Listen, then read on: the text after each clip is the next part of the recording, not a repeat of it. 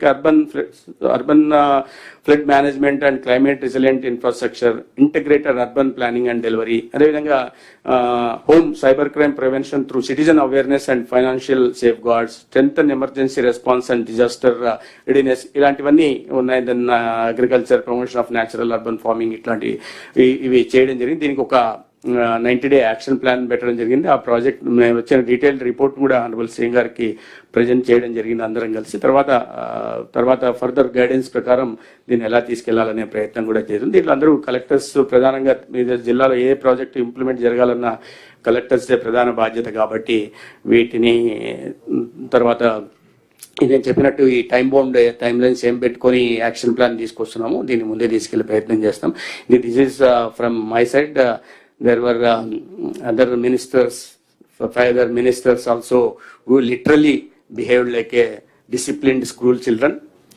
Disciplined school children for entire 7-day tour. Singapore కే పరిమితం అయింది. అక్కడి నుంచి మళ్ళా ఇండియాకి వచ్చారు కదా మీరు. అవును sir. But still we are behaving like a disciplined school children, sir. When we have a very disciplined headmaster or principal like you, sir, we are bound to be a disciplined students only. You cannot deviate from that, sir. Thank you, sir. Now it's over to my senior ministerial colleagues, more particularly Achannayidu garu. Achannayidu garu used to be ready by 7:45, finish his breakfast in a suits for a change, in a suits and straight walking, and we all used to follow him. He was our team leader. Thank you. Achannayidu, what is మీరేమన్నా add చేయాలంటే 1 or 2 points add చేయండి అని చెప్పేశాడా? Please sir. నమస్తే sir. First of all thank you so much sir. మీరు cabinet లో clear గా చెప్పారు ఇట్స్ నాట్ ఏ టూర్ అని. అలాగే లెర్నింగ్ టూర్ లాగా ఇది జరిగింది సార్. డే ఫస్ట్ స్టార్టింగ్ మేము దిగిన తర్వాత అరౌండ్ 11 o'clock మాకు స్టార్ట్ అయిన జర్నీ. 7th day 8 o'clock మా ఫ్లైట్, 4 o'clock మేము ఎయిర్పోర్ట్ కి రీచ్ అవ్వాలి. 2 o'clock వరకు మేము క్లాసుల్లోనే ఉన్నాం.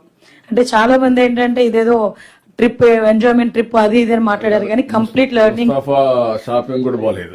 అది సార్ కంప్లీట్ గా ఎవరు మాట్లాడినా ముస్తాఫా షాపింగ్ లేకపోతే రారు ఇండియాకి. అసలు నో షాపింగ్ సార్. అసలు అంటే ఫస్ట్ ఆఫ్ ఆల్ మేము చాలా ఎంజాయ్ చేసాం కంపెనీని కానీ, at the same time study tour ని కానీ మేము చాలా బాగా ఎంజాయ్ చేసాం. అట్ ద సేమ్ టైం బాగా నేర్చుకున్నాం sir. First of all me guidance లో ఎస్పెషల్లీ నేను చెప్పదలుచుకుంది ఏంటంటే 1 or 2 points అరౌండ్ 2 minutes తీసుకుంటాను. ఎవ్రీవేర్ నేను సింగపూర్ వెళ్ళిన దగ్గర నుంచి మేము ఎండింగ్ వచ్చినంత వరకు ఎక్కడో అక్కడ ఏదో ఒక షాడో సీఎం గారిది కనిపిస్తూనే ఉంది. ఎందుకంటే పబ్లిక్ లో వాళ్ళు 1960లో వాళ్ళకి ఇండిపెండెన్స్ వచ్చిన తర్వాత 60 years లో అసలు ల్యాండ్ ఒక్కటి తప్పించి ఇంకేమీ లేని వాళ్ళ దగ్గర, అది కూడా చాలా తక్కువ ల్యాండ్, రిసోర్సెస్ లేవు, ఫారెస్ట్ లేదు, వాటర్ లేదు, ఏమీ లేదు. అంటే అన్ని క్రియేట్ చేసుకొని బికాస్ ఆఫ్ పబ్లిక్ పార్టిసిపేషన్ ఏదైతే ఉందో దాంతో పాటు పబ్లిక్ ట్రస్ట్ అనేది వాళ్ళు క్రియేట్ చేసుకొని ఐ వి కో అని ఒక 3 నినాదాలతో వాళ్ళు వెళ్ళే పరిస్థితి కానీ ఎవ్రీథింగ్ టు ఎవ్రీథింగ్. ఎస్పెషల్లీ నాకు సార్ వాళ్ళు సింగపూర్ లో మేము జర్నీ చేసినంతసేపు కూడా 1996లో సార్ ఏదైతే జన్మభూమి కార్యక్రమం ప్రవేశపెట్టారో అట్ దట్ టైం సార్ 1996లోనే పబ్లిక్ పార్టిసిపేషన్ అన్నది ఇన్నోవేషన్స్ లో కానీ, అదేవిధంగా ఇంప్లిమెంటేషన్స్ లో కానీ, డెవలప్మెంట్ లో కానీ పబ్లిక్ పార్టిసిపేషన్ ఎంత తీసుకొచ్చారో మనందరికీ తెలుసు. దాన్ని అగైన్ 2015లో మళ్ళీ జన్మభూమి మా ఊరు కార్యక్రమాన్ని ఏర్పాటు చేసుకొని అగైన్ దాన్ని మళ్ళా అక్కడ మంచి తీసుకొచ్చి పబ్లిక్ పార్టిసిపేషన్ తీసుకురావడం. ఇందులోని నేను అబ్జర్వ్ చేసింది ఏంటంటే పబ్లిక్ పార్టిసిపేషన్ తో పాటు వాళ్ళు పబ్లిక్ ట్రస్ట్ అన్నది వాళ్ళు ఎక్కువగా క్రియేట్ చేయగలిగారు. అందువల్ల వాళ్ళు మేజర్ వేలో వాళ్ళు సక్సెస్ అవ్వగలిగారు అన్నది మాకు కొంత అవగాహన ఏర్పడింది. ఈ పబ్లిక్ ట్రస్ట్ కూడా వాళ్ళు ఎలా క్రియేట్ చేశారంటే వాళ్ళు డిఫరెంట్ టైప్ ఆఫ్ కమ్యూనిటీస్ అక్కడ వాళ్ళ దగ్గర ఉండటం, ఆ కమ్యూనిటీస్ అందరినీ కూడా ఒక దగ్గర చేర్చి, ఇందాక మన సత్యకుమార్ గారు చెప్పారు, ఒక దగ్గర చేర్చి అక్కడే వాళ్ళు రీక్రియేషన్స్ కానీ, వాళ్ళకి ఏ డెవలపింగ్ యాక్టివిటీస్ గురించి చెప్పడం కానీ, కమ్యూనిటీస్ ఎంగేజ్మెంట్ చాలా ఎక్కువగా. అంటే ఫర్ ఎగ్జాంపుల్ ఒక community leader what ever it, ఇప్పుడు ఒక ఇంప్లిమెంటేషన్ గవర్నమెంట్ నుంచి తీసుకెళ్లాలి అనుకునేటప్పుడు ముందుగానే పబ్లిక్ ని మోటివేట్ చేశారు, పబ్లిక్ ని దాన్ని అడాప్ట్ చేసుకునేటట్టుగా చేశారు, పబ్లిక్ నుంచి ఫీడ్బ్యాక్ తీసుకున్నారు, దెన్ వాళ్ళు ఇంప్లిమెంట్ చేశారు. సో ఆటోమేటిక్ గా ఆ సక్సెస్ అనేది సాధించారు. మా డిపార్ట్మెంట్ వైజ్ గా చూసుకుంటే ఒక బ్యూటిఫుల్ థింగ్ మనందరం కూడా ఇంతకు ముందు తెలుసు, మనకి ఎన్సీసీలు ఎన్ఎస్ఎస్లు ఎంత బలంగా పనిచేసేవో మనకు తెలుసు. వీళ్ళ దగ్గర కూడా +2 అయిన తర్వాత డిసిప్లిన్ అనేది మెయిన్ కావాలి కాబట్టి ఆ డిసిప్లిన్ క్రియేట్ చేయడానికి +2 అయిన తర్వాత కంపల్సరీగా ఒక 2 years వాళ్ళు డిఫెన్స్ కోచింగ్ తీసుకోవాలి. అలాంటిది ఇప్పుడు దయచేసి ఇక్కడ కలెక్టర్స్ అదేవిధంగా హెచ్ఓడీస్ అందరూ అన్ని డిపార్ట్మెంట్స్ హెచ్ఓడీస్ కూడా ఉన్నారు. దాన్ని ఏ రకంగా మనం ఇంప్లిమెంట్ చేయగలము అది కూడా ఒక సర్టిఫికేట్ కోర్సు లాగా గౌరవ మన మంత్రి గారు నారా లోకేష్ గారు కూడా నిన్నే చెప్పినప్పుడు కూడా మాట్లాడారు సార్ కూడా ఎన్సీఎస్ని ఎలా ఇంప్లిమెంట్ చేయాలి మళ్ళీ తిరిగి ఎలా ఇంప్లిమెంట్ చేయాలి దాని మీద కూడా ఒక కార్యాచరణ పెట్టుకుంటే ఒక మంచి అంటే ఒక డిసిప్లిన్ జనరేషన్ ని మనం ఇవ్వగలం అన్నది నా opinion. At the same time ఎందుకంటే అక్కడ క్రైమ్ రేట్ అంటే ఒక పోలీసింగ్ నుంచి అక్కడ ఒక చాలా బ్యూటిఫుల్ వర్డ్ మేమందరం కూడా నవ్వుకున్నాం.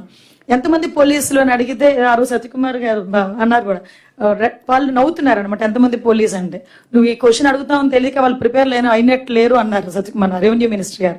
బట్ వాళ్ళు ఏం చెప్పారంటే అరౌండ్ 20,000 పోలీస్ ఉంటారు బట్ పోలీసింగ్ మాత్రం 20 lakhs పీపుల్ చేస్తారు అన్నారు.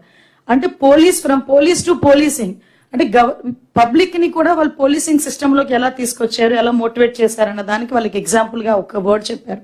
సో వాళ్ళకి కూడా ఏంటంటే ఒక గూగుల్ లింక్ ద్వారా ఎక్కడైనా ఏదైనా జరిగితే మనకి 100కి కానీ 112 కానీ మనకేమైనా జరిగితే మనం వాళ్ళకి కాల్ చేసేది. కానీ పబ్లిక్ లో ఎక్కడ ఏదైనా ఒక చిన్న తప్పు జరిగితే వాళ్ళు ఇమీడియట్ గా నియర్ బై పోలీస్ స్టేషన్ కి ఇన్ఫార్మ్ చేసే పద్ధతి అది కూడా ఏంటంటే కొంచెం వాళ్ళ తాలూకా ఇన్ఫర్మేషన్ కూడా కొంచెం కాన్ఫిడెన్షియల్ గా ఉంచడం.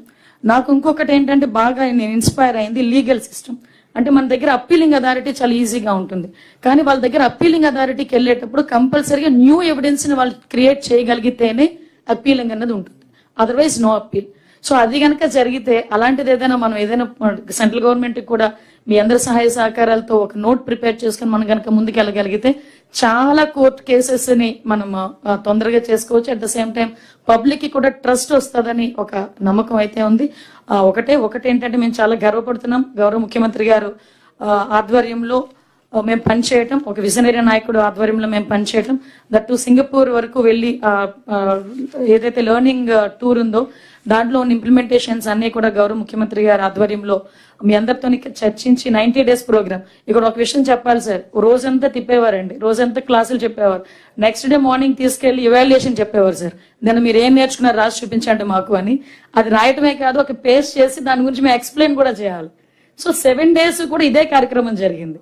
అంటే ఏదో తూతు మంత్రంగా వెళ్ళాము ఏదో చూపించారు తీసుకొచ్చేసామన్నది కాకుండా అక్కడ నేర్చుకునేది ఇక్కడికి వచ్చిన వెంటనే సార్ ఏంటంటే కామన్ రిపోర్ట్ ఒకటి ఇండివిజువల్ రిపోర్ట్ ఒకటి ఈ రెండు కూడా మేము సబ్మిట్ చేయడం జరిగింది. Sir thank you so much sir for this opportunity.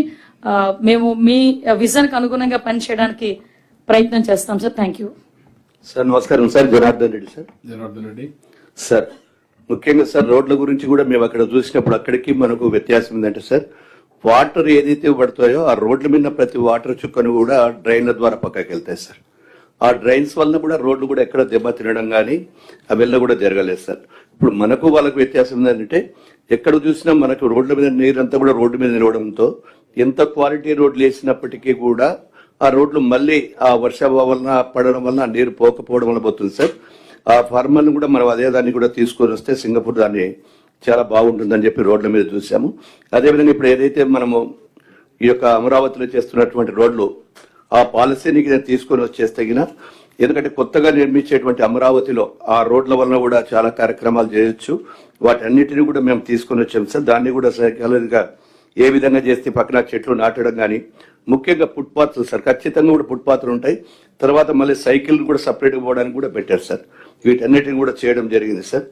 Green కారిడార్లు కూడా అక్కడ మొదలు పెట్టారు. అదేవిధంగా పోర్టుకు సంబంధించింది అంతా కూడా వాళ్ళు ఒక సిస్టమ్ లో చేశారు సార్. లేఅవుట్ ఒకటి వేస్తారు, ఆ లేఅవుట్ లో ఎక్కడ ఏది సిప్ కావాలా ఏది పెట్టాలనేవి కూడా ఉన్నాయి, వాటి మీద పెట్టాం. కాబట్టి అమరావతిలో వారి దాన్ని మనం తీసుకుని వస్తే కూడా ఆ యొక్క సిస్టాన్ని అంతా కూడా అమరావతిలో చేస్తే ఫ్యూచర్ లో కూడా మనకు మరో సింగపూర్ గా ఉంటుందని చెప్పి మా అభిప్రాయం సార్. అదేవిధంగా digital governance, artificial intelligence, latest technology వాడటం వారి అభివృద్ధిలో ఒక కారణం. ప్రస్తుతం మన మీ యొక్క ముఖ్యమంత్రి గారి ఆదేశంలో మన ఐటీ శాఖ మంత్రి శ్రీ నారా లోకేష్ బాబు గారు వాట్సాప్ గవర్నెన్స్ ద్వారా కూడా ప్రభుత్వ సేవలు వారికి అందించడం ద్వారా బహుశా ప్రపంచంలో మొదటిది వారిగా మనం నిలిచాం సార్.